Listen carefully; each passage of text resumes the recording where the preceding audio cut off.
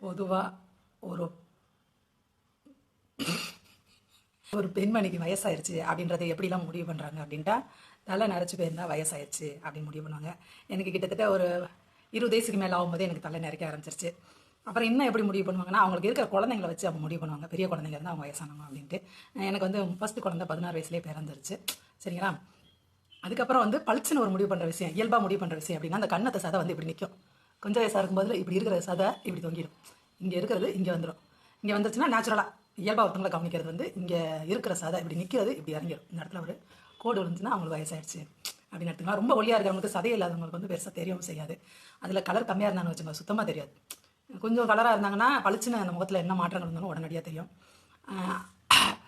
அப்படி இருக்கும் பட்சத்தில் யாரோ ஒரு பெண்மணி ஆங்கர்னு சொல்கிறாங்க, அவங்க வந்து எனக்கு 50 வயசாகிடுச்சு, ஆனால் என்னோட இளமையின் ரகசியம் அப்படின்னு போட்டிருந்தாங்க. வில்லக்கப்பையே அவங்கள ஒரு ஆங்கர் பேட்டி எடுக்கிறாங்க, உங்களுக்கு என்ன வயசாகுதுன்னு. அவங்க எனக்கு 48 வயசாகுது. அப்புறம் எதுக்கடா 2 வயசு கூட போட்டிங்க, அந்த பொம்பளை கோச்சுக்கணும்ல. அது வாயால் எனக்கு 48 வயசுங்குது, அப்புறம் ஏன் நீங்கள் 50 வயசு போடுங்க. ஏன்னா அது போட்டால் தான் முழுசாக தெரியும். இந்த 99 ரூபா 999 ரூபான்னு வருதுல்ல, அது மாதிரி வந்து 50ன்னு போட்டால் தான் அந்த வயசு நல்ல வயசானவங்க அப்படின்ற ஒரு ஃபீல் கிடைக்கும். 48ன்னு போட்டால் அது இங்கிட்ட அங்கிட்ட இல்லாமல் இருக்குங்களா, அதுக்காண்டி அதை பயன்படுத்துகிறாங்க. டேப் எடுத்து ஒரு 10 வருஷத்துக்கு முன்னாடி தான் இந்த நமக்கு ஒரு 30 தாண்டின பிறகு நம்ம உடம்பு மேலே நமக்கு ஒரு கான்சியஸ் வரும். அந்த காலத்து பொம்பளைகள் சொல்கிறேன், இப்போ இருக்கிறதுக்கு பிறந்ததுலேருந்தே கான்சியஸோட இருக்குது.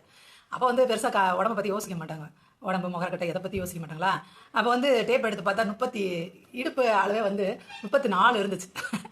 அப்படியே ஒரு மாதம் அது ஒரு பெரிய பஞ்சாயத்தை போய்க்கு இருந்துச்சு, எப்படி வயிற்ற குறைக்கலாம். 26 எங்கே இருக்குது, 34 எங்கே இருக்குது அப்படின்னு ஒரு பஞ்சாயத்து மனசில் ஓடிச்சு. சில நேரம் 32 மாதிரி காட்டும், ஆனால் 26லாம் ஆகவே முடியாது, நடக்கவே நடக்காதடா சாமின்னு முடிவு பண்ணிட்டேன் நான்.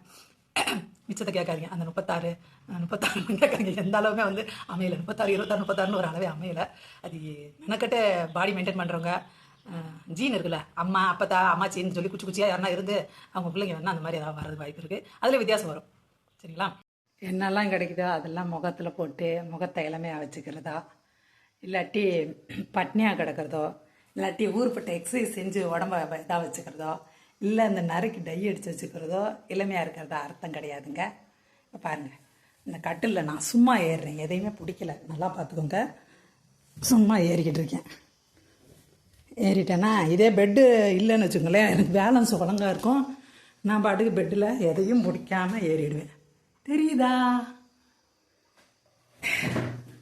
இப்படி உங்களால் ஏறி இறங்க முடிஞ்சு அதை நீங்கள் செஞ்ச பிறாட்டியும் உங்களுக்கு எங்கேயும் சுளுக்கு வரல, எங்கேயும் வலிக்கலைன்னு வச்சுக்கோங்களேன், நீங்கள் இளமையாக இருக்கீங்கன்னு அர்த்தம்.